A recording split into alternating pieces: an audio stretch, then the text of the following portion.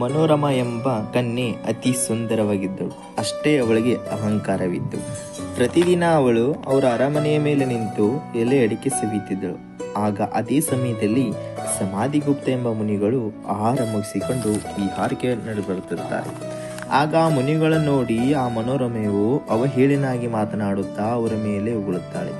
ಈ ಮಹಾಪಾಪ ಕಾರ್ಯದಿಂದ ಅವಳಿಗೆ ಭಯಂಕರವಾದ ರೋಗ ಬರುತ್ತದೆ. ಆ ರೋಗದಿಂದ ದುಃಖ ತಡೆಯಲಾರದೆ ಸತ್ತು ಹೋಗುತ್ತಾಳೆ. ಅವಳೇ ಅದೇ ನಗರದಲ್ಲಿ ಹೆಣ್ಣು ಹಂದಿಯಾಗಿ ಹುಟ್ಟುತ್ತಾಳೆ.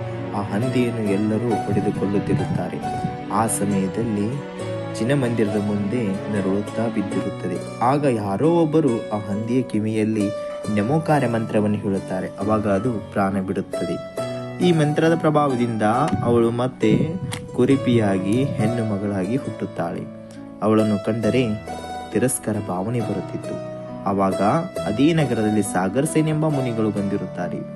ಅಲ್ಲಿ ಹೋಗಿ ಕೇಳುತ್ತಾರೆ. ಆಗ ಮುನಿಗಳು ಹೇಳುತ್ತಾರೆ, ಒಬ್ಬರ ಮುನಿಗಳ ಮೇಲೆ ಅವಹೇಳನಾಗಿ ಮಾಡಿ ಅವರ ಮೇಲೆ ಉಳಿದ ಪರಿಣಾಮವಾಗಿ ನೀನು ಕುರುಪಿ ಹೆಣ್ಣು ಮಗಳಾಗಿ ಹುಟ್ಟಿರುವೆ ಎಂದು ಹೇಳುತ್ತಾರೆ. ಆಗ ನೀನು ಸುಗಂಧಿ ದಶಮಿ ನೋಪಿಯ ವೃತವನ್ನು ಮಾಡು. 10 ಸುಗಂಧ ಭರಿತವಾದ ಧೂಪ, 10 ಸುಗಂಧ ಭರಿತವಾದ ಲಾಡುವನ್ನು ಏರಿಸಬೇಕು.